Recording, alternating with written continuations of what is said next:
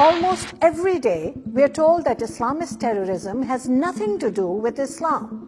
Muslims are peaceful and tolerant people and have nothing whatsoever to do with terrorism. Al-Qaeda's cause is not Islam. ISIL is not Islamic.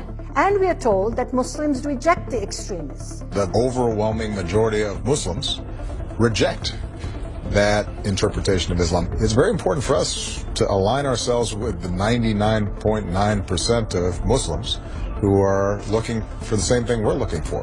But is it true that 99.9% of Muslims don't support extremism? What would you say if scientific polls by major research organizations have repeatedly shown a very different picture? I'm Raheel Raza. I'm a Sunni Muslim, and for the past 20 years I've dedicated my life to speaking out against the rising threat of radical Islam. When there is a disease or a virus, it can't be treated unless you identify the problem. So we have to call it what it is, and it is violent, radical, extremist Islamism. This is not an easy topic to discuss, but in light of the fact that most of the terrorism in the world today involves Muslims in one way or another, and because it directly affects our lives and security, I think that we need to be able to have an open, honest, and fact-based conversation about that. Let's be honest. Islam has a problem today. There is a cancer of extremism within Islam today. This is not a conversation about Islam. It's a conversation about the growing threat of radical Islam and how it affects us all. And that conversation begins now.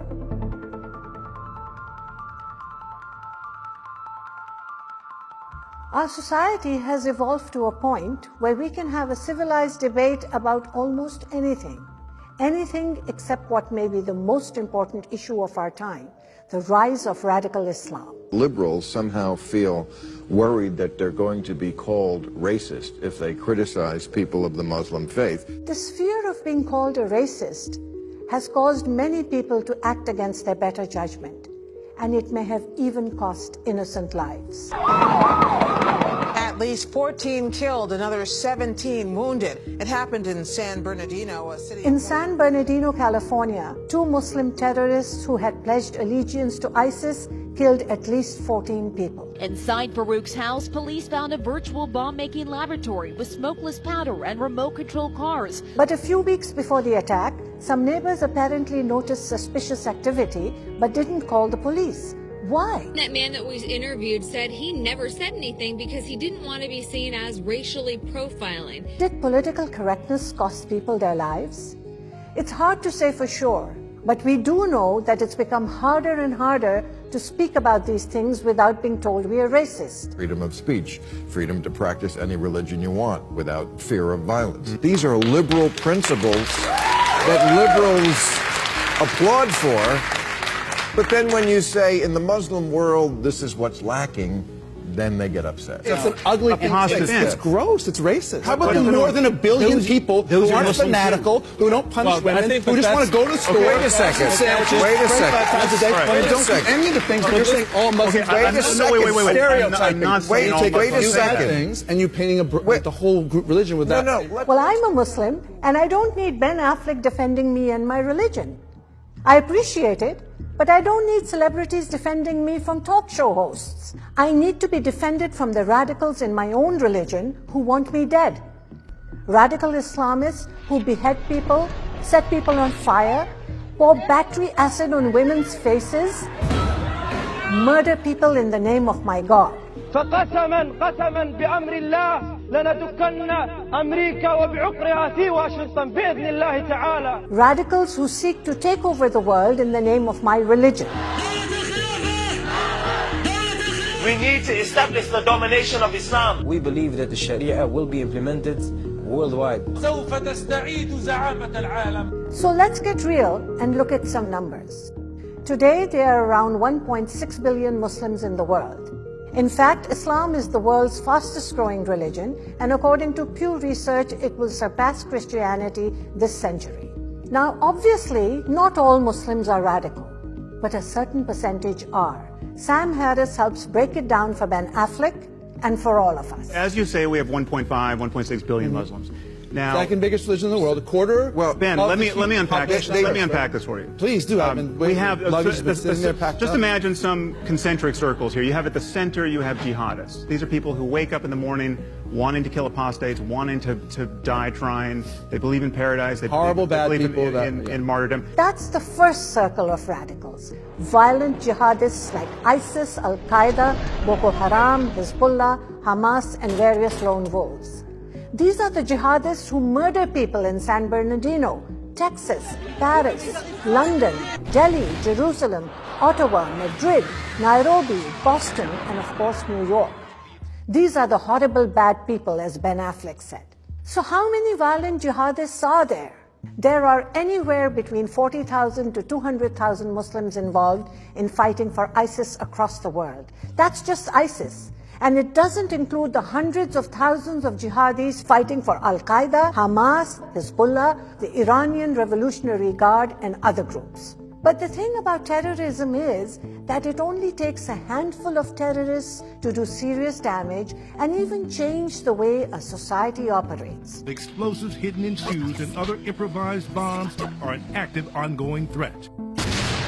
And with the refugee crisis, the number of ISIS jihadis operating in the West is also set to increase. The huge numbers are a challenge to security, with many arriving refusing to identify themselves upon arrival in Europe. This is the ideal situation for ISIS to penetrate several countries in Europe. And according to reports, the mastermind of the Paris attacks snuck into Europe claiming to be a refugee. He boasted of being able to travel freely between Europe and Syria. And while radical Islamists are sneaking into Europe, twice as many British Muslims are fighting for ISIS than are fighting in the British Armed Forces. In the gruesome video showing James Foley's murder, many were shocked to hear his executioner speaking with a British accent. This is James Wright Foley. America is not immune to this danger. Today, federal prosecutors say a man trained in Syria returned to the United States to launch a terrorist attack here at home. According to U.S. Homeland Security, there have been over 122 U.S. terrorist cases involving homegrown violent jihadists since 9/11. Fortunately, many of them have been thwarted by law enforcement. That's the first circle. Murderous, violent jihadists in Europe, in America, and around the world.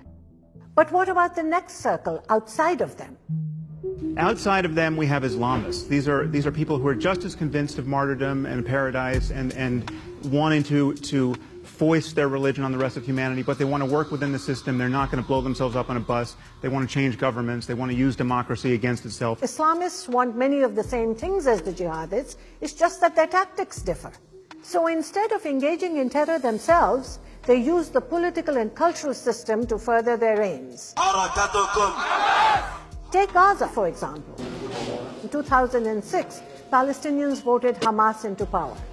Hamas is a radical terrorist group that used democracy to gain legitimacy and political power. Also included in this circle are a large percentage of Egyptians who in 2012 elected the Muslim Brotherhood into power.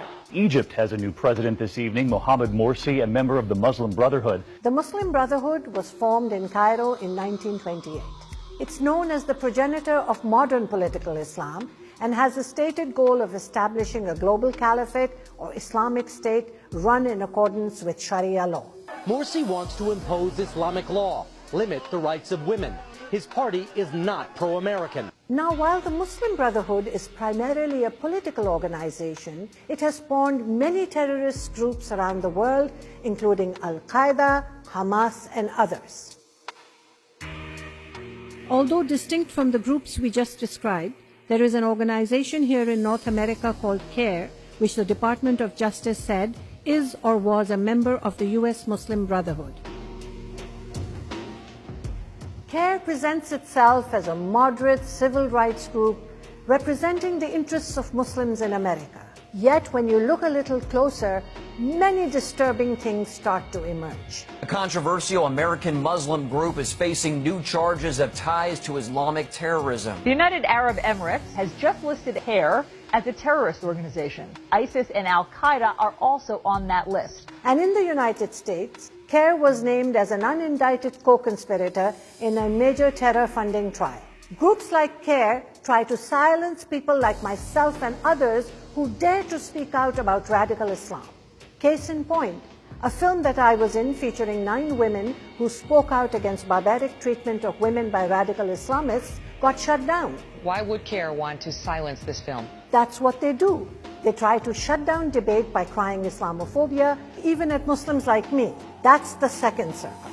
Now this next circle is the largest of them all, and this is very disturbing. The Muslims in this circle are certainly not like ISIS, and they're not working to overthrow governments like the Muslim Brotherhood. But they do hold beliefs and practices that no doubt will seem radical to you and me. They hold views about human rights and about women, about homosexuals that are deeply troubling. Who are they? What are their beliefs? In 2013, Pew Research released a comprehensive study based on interviews with thousands of Muslims in 39 countries. It reported that in countries like Afghanistan, Egypt, and Jordan, the vast majority of Muslims surveyed, between 79 to 86%, believe that those who leave the Muslim faith should be executed. Do you know anyone who has left their faith? Do you think they should be executed? Do you think that that's a radical belief? If we were to take the average from all the Muslims surveyed around the world, we end up with an average of 27% who believe that apostates should be executed. 27% of those surveyed, that equals 237 million people. Did you know that 39% of all Muslims in the countries surveyed believe that honor killings can be a justifiable punishment for a woman who has had pre- or extramarital sex? Do you think that's a radical belief? That radical belief is held by over 345 million Muslims. These studies paint a picture of an Islamic world that is increasingly out of step with the modern world. When it comes to support for terrorism and jihad, these are the numbers for young Muslims aged 18 to 29 in Western countries. 42% of French Muslims, 35% of British Muslims, and 26% of American Muslims believe suicide bombings against non-Muslims can be justified. This is the next generation of Muslims speaking. A majority of Muslims surveyed, 53%, said they want Sharia or Islamic law to be the law of the land in Muslim majority countries. Of those who said they want Sharia to be the law of the land, over 52% said they support whippings and cutting off of hands of thieves. This comes to about 281 million people. Do you think that's a radical belief? And 51% say they're in favor of stoning spouses if they're unfaithful, which equals 289 million people. Of course, not every Muslim believes in these things, but hundreds of millions do. The numbers are right here for all to see.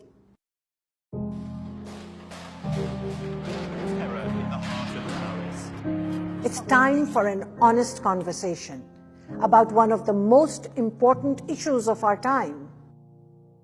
By silencing the debate about radical Islamist beliefs, we abandon our own core beliefs of truth, free speech, and tolerance, and we abandon human rights in favor of political correctness. Together, we have begun the conversation. Now it's time for you to have your say.